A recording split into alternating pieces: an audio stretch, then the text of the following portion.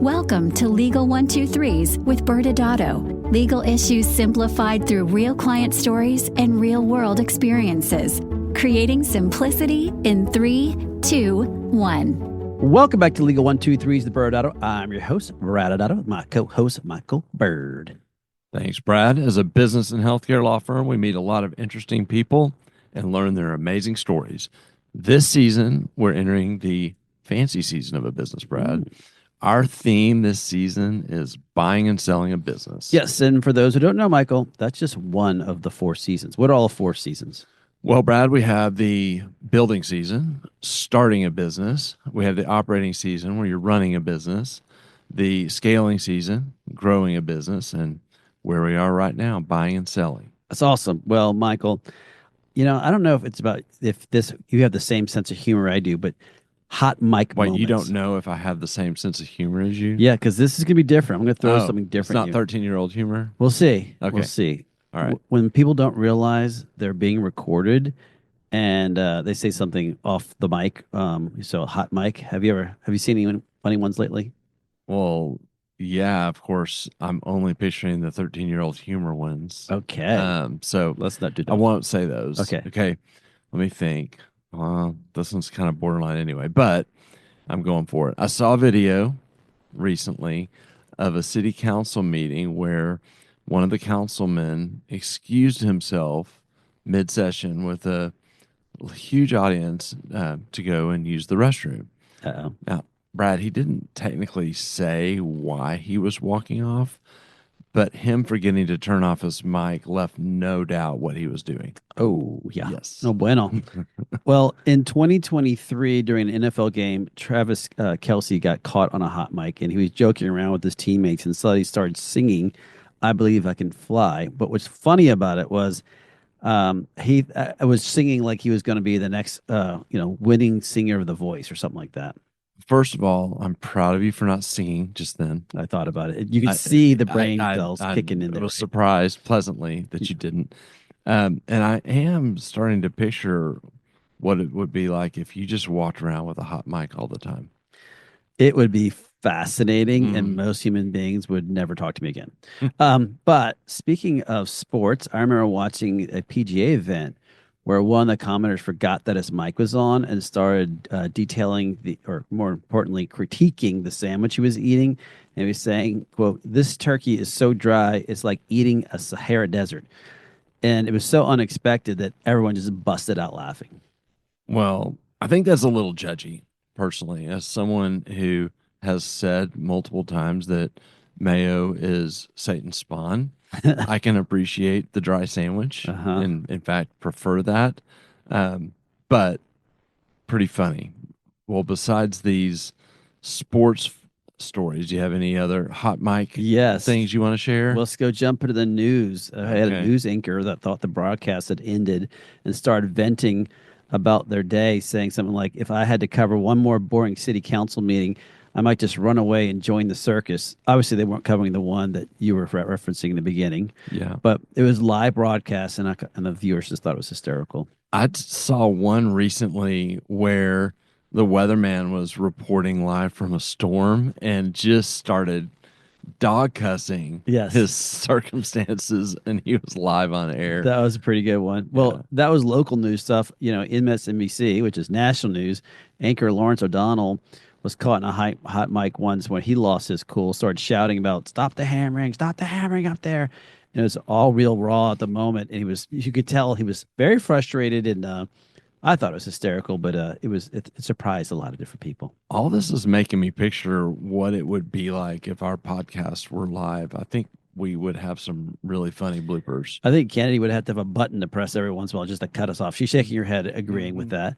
So let's jump into the movies real quick. Actor Chris Pratt is known for being a prankster in film and in TV.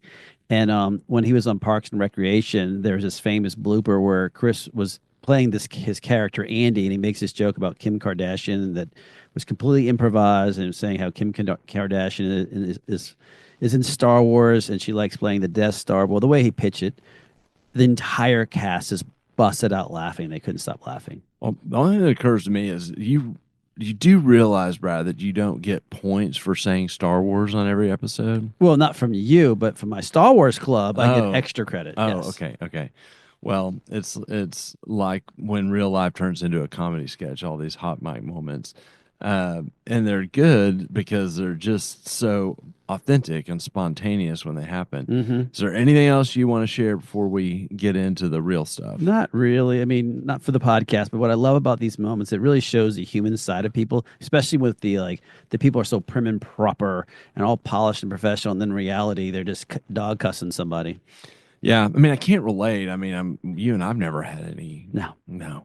Okay. Well, at least none that we know of. Well, let's move on. What does all this hot mic conversation have to do with today's show? Well, in a typical M&A deal, there's a lot of negotiations between the lawyers. The client is not always even on every call or email chain between the attorneys, which is probably a good thing. Mhm. Today's show, we're going to go behind the curtain and tell the story about what happens during negotiations between lawyers, basically, capturing the hot mic moments, which are usually not very polished, much less professional. Okay. Let's get into today's story. All right, Michael, before we dive into today's story, what do you think most sellers' primary object is in an M&A deal? To make a boatload of money, of course. Yes, you're Okay. correct in that. I'm sure that's they're aiming for that, but be a little more strategic. I know you can do that. Think bigger picture. Okay. Maximize value and ensure a smooth transition. I 100% agree with that, and those should also be the goal of their M&A attorney. Well, hopefully you're right. Hopefully they align. The attorney is there, to guide their client through the process, and so they should be aligned with trying to maximize value and ensure a smooth transition. To be fair, additionally, the attorney is a protector, and so their role is to be on the lookout for things that are traps for their client, the seller, in this example, while still trying to meet the two goals. Totally agree. Okay. So today we have some interesting characters that we'll bring in. The first character of the story happens to be an attorney. This attorney we'll call Jimmy Africa. Okay, I'll bite. Why Jimmy Africa? Well, every time we spoke with Jimmy Africa, he somehow still brought up about being a big game hunter and all the trips he would take to Africa for hunting, or his next plan for his next big African hunt. It happened more than one time. Okay, fair. Well, so Jimmy Africa was representing the seller, who happened to be the owners of this business. Our clients were two physicians who worked at the practice. They were not brothers, but after being on the call with them so many times, they kind of acted like siblings as you got to know them. So I started calling them. We'll call them the Pratt brothers for this show. Okay, and I think I heard you say this, but this was a medical business? Sorry, yes, it's an ophthalmology practice. Okay. The Pratt brothers wanted to buy out the seller, who we'll call Dr. O'Donnell. So if I'm tracking right, it seems like you're going with the hot mic references for our characters with the exception of Mr. Africa. Is that right? Sort of, yeah. Okay. Well, I want to make sure I'm following the storyline here. So Jimmy Africa is the attorney representing the seller, Dr. O'Donnell. Is that right? Yes. And then we represented the buyers, the Pratt brothers. Yes. Okay. Gold star from Michael Kennedy. Put it up there. Dr. O'Donnell had founded this practice, but he hadn't worked in several years. Unfortunately, he had a really bad ski accident on a trip and had not actually come back to the office since that accident or directly spoken with the team since the accident. Well, that's really unusual. I don't know that I've encountered that scenario before. Was he in a coma or something like that? No, it was very unusual. You're correct about that. But the Pratt brothers did communicate with him on limited occasions. Mostly they would get emails from him or spoke with his wife, Mrs. O'Donnell, over the phone, but never directly seeing Dr. O'Donnell or speaking with him on the phone. That begs the question, was Dr. O'Donnell key to the success of this practice? He was. When he stopped coming to the practice, it became a big strain on the business. The Pratt brothers, although very active at the clinic, they had never really run it. They were just employees there. They weren't in the management side. They didn't do any major strategic moves. So when Dr. O'Donnell stopped communicating with all the employees and patients, the business suffered. The Pratt brothers were forced to try and salvage the relationships with Dr. O'Donnell's patients and staff.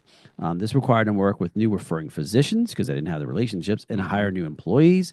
As once the word kind of got out that Dr. O'Donnell was not coming back in, obviously people started getting nervous, Michael, and because he wasn't responding to those employees, and they thought the practice was going to go under. So many of them started to leave.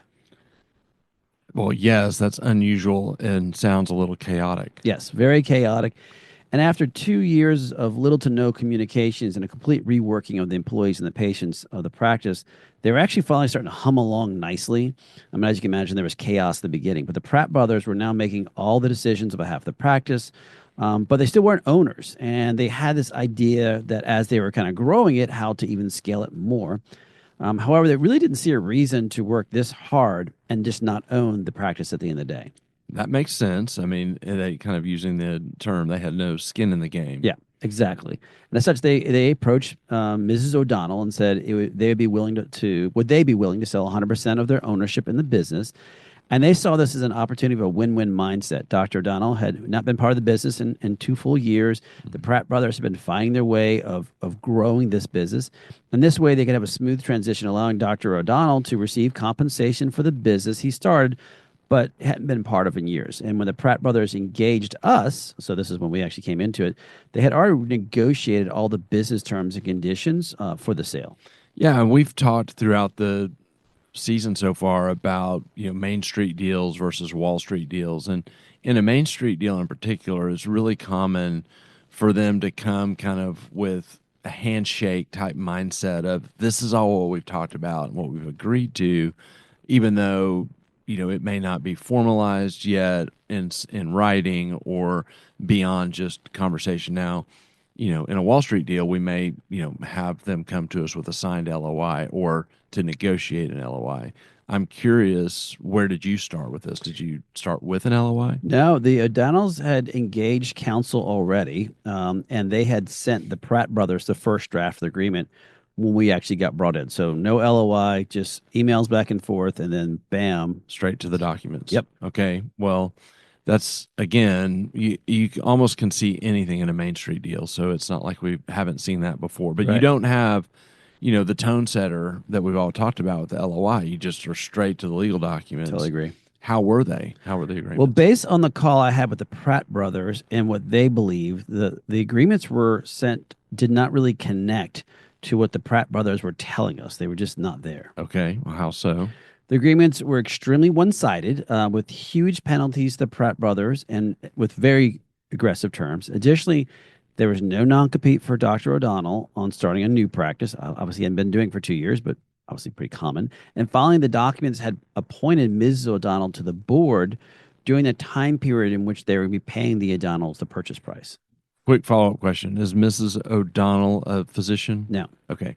So just as a quick reaction, it's unusual for a seller to not agree to a non-compete. And of course, having a spouse on the board of the organization that's not a physician is sometimes not even compliant. Was this in a CPOM state? It was not. Okay. Okay.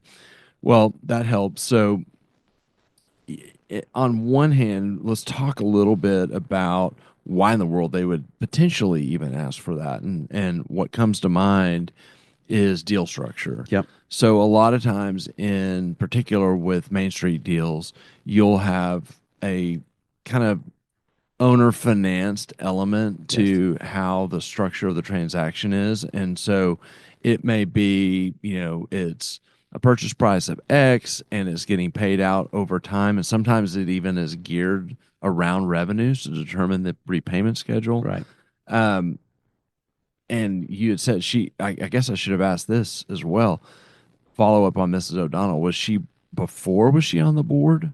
No, she had nothing to do with it. In fact, she had never discussed any of the communications, before that, except the emails and other conversations when they were discussing deal terms. That was it. So prior to his incident, his accident, Mrs. O'Donnell was not a part of the business. Okay, I'm curious. Did they find out why she was going to be appointed to the board? This is where we can go back and bring in Mr. Africa. Oh. Now, Mr. Africa had drafted these agreements, and he felt like it would be best that Mrs. O'Donnell be appointed to the board. Hence, he added her onto the agreements. Okay, well, I'm going to go back to my comment a few moments ago. Was the deal structure such that Miss O'Donnell having a board seat would help create some accountability? Going back to, was payment structure tied to revenue performance or something where she needed to have that visibility? Yes, the answer is no. There was nothing to the revenue performance. It was a straight purchase price they had set in advance, so it didn't take into account to the fluctuation in the revenue of the business. And although it was going to be paid out over time, but again, it was at a fixed fee. Okay, but that doesn't make any sense. So what did you do? So we do a lot of times what you do. We got on a call with Jimmy Africa, discussed the modifications to the agreement to be closer to the point what the intent of the deal was based on the communications that were between the parties, and one of which the parties we believe would be more satisfactory. Okay, well, what happened? It didn't go well. Jimmy Africa started immediately challenging us on every single deal point and kept using terms like these agreements are industry standard. He talked about how he must ensure his clients have the rights fully protected, which I'm not against. And he just about getting he was just about getting the deal done. He was saying about getting it done right. He was making other very aggressive threats throughout the call, which demands honestly could jeopardize the entire agreement the way he was speaking to us. And during most of the call, Mr. Africa was very rude. As we tried to explain stuff, he would just cut us off. As we attempted to provide more context to the deal itself and the relationship between the parties, he just kept responding literally to almost everything. Well, it's quote market, Michael. Mm-hmm.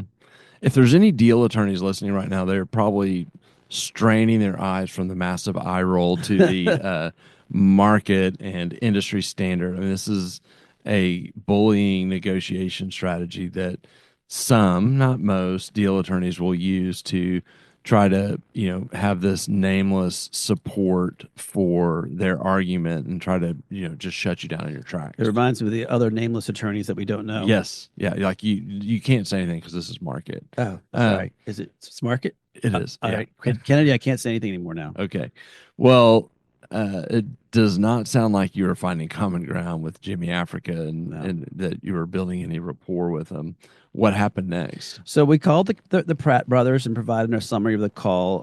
And just, we didn't bring up the aggressive nature of Mr. Africa's because we didn't think that had anything to help deal with the deal. And we wanted to get this deal done. So to keep it moving, we kind of let those hot mic moments simmer off the mic with our clients. So our clients were confused as the negotiations with the sellers had gone really smoothly. The practice was thriving under their management, and they're prepared to move on, without a deal if necessary. And they discussed maybe they should just walk away if this continues. Because I should have said this earlier. Our clients had no written agreements with the practice, no employment agreements with the practice, no employee handbooks. They had absolutely nothing to do with the practice in writing, except they showed up and used to work there and then started just kind of helping manage it after the incident. Yeah, you should have said that earlier. That's a pretty important piece of information. They had all the cards here, and we just kind of sprung that on us. But that's an interesting twist. I'd say let's go to break, Brad, and when we get back, let's talk about an attorney's interest to protect their client that we've kind of led with, but also to understand the necessity of trying to find alignment when you're negotiating. Many business owners use legal counsel as a last resort rather than as a proactive tool that can further their success. Why? For most, it's the fear of unknown legal costs. ByrdAdatto's Access Plus program makes it possible for you to get the ongoing legal assistance you need for one predictable monthly fee. That gives you unlimited phone and email access to the legal team, so you can receive feedback on legal concerns as they arise. Access Plus, a smarter, simpler way to access legal services. Find out more. Visit ByrdAdatto.com today. Well, welcome back to Legal 123's the ByrdAdatto. I'm your host, ByrdAdatto, with my co-host, Michael Byrd. Now, Michael, this season, our theme is buying and selling a business. And today's story, we had many different elements of buying and selling in one. Yeah, and it looks like today's story has an anti-hero as an attorney. Well, which is unusual. Attorneys yeah. normally are heroes. Yeah, right. So let me try to recap this and see if and Brad, correct me if I miss anything Okay. following the bouncing ball. So we have Dr. O'Donnell and Yes. Mrs. O'Donnell, Yes. and Dr. O'Donnell had this ophthalmology practice, had a terrible accident, and basically stopped coming to the office for presumably for health reasons. No communication. Mm-hmm. Our clients, the Pratt brothers, Yep. who are not real brothers, but you call them that, Mm-hmm. basically took the mess and the chaos and invested in kind of straightening the practice out, resetting it, and growing it back to a healthy state, and actually started to have visions for scaling it and thought, why we're not owners. So let's talk to the O'Donnells and see if they'd be willing to sell since they're out of the game now. And seems like they had a good conversation, went well.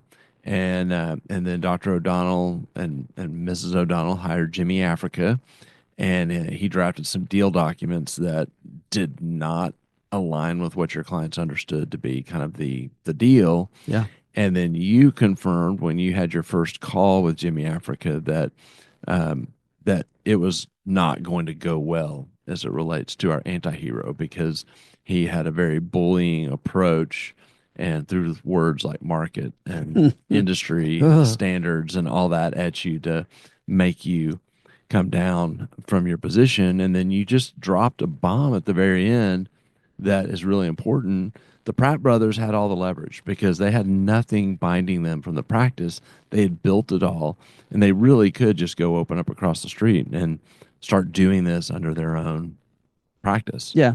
And you said this earlier. I mean, the need for to understand that you should be thorough for your clients. So Right. we agree with that.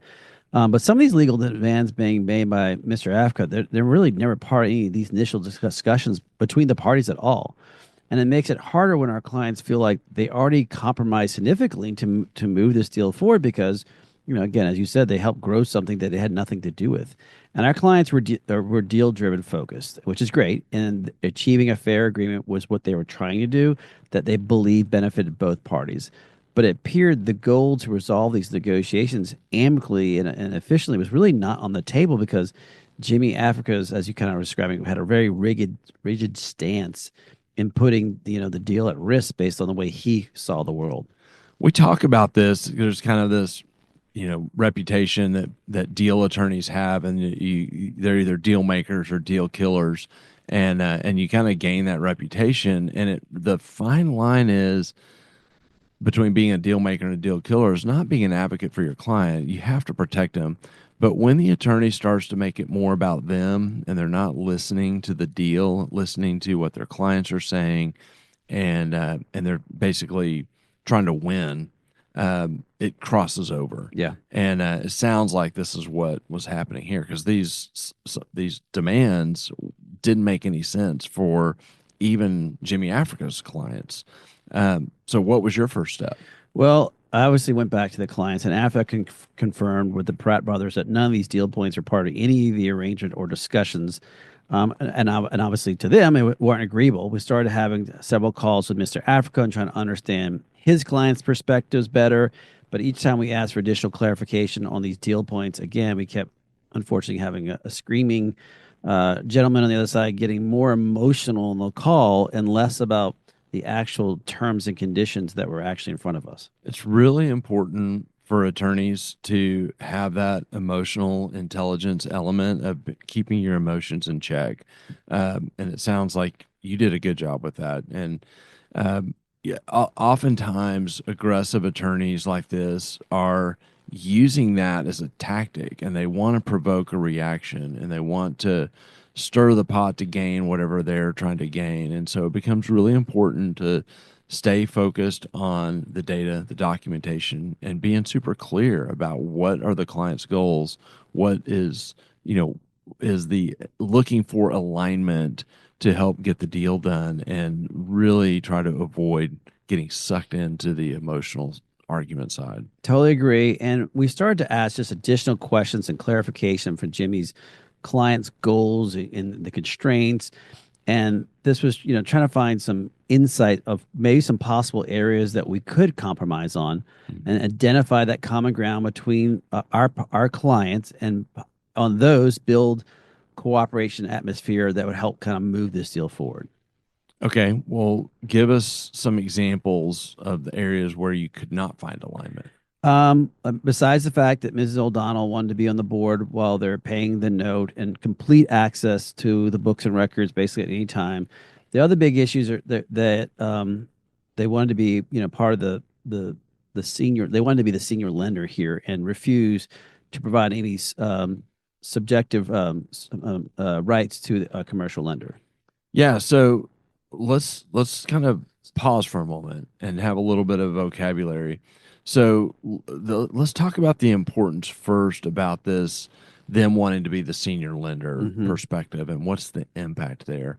So a senior lender is sometimes it's called a superior lender, and usually, it's a financial institution, and they have the first priority over the assets and cash flows of a borrower, the collateral in the event you have to collect on that, whether it's a liquidation or bankruptcy or some other type of default, and so they have the right to be paid back first before the other creditors. That would be the junior lenders in the kind of this hierarchy of people that are in line to collect on the assets if there's a default. Right. And so being senior comes with lower risk because if the borrower defaults, they're going to get the first fruits of whatever's left over in the assets.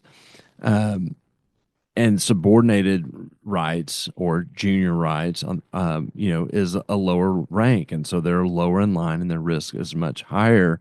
And so this can have a really big impact what they're asking for on what the Pratt brothers would be able to do with the business. Yeah.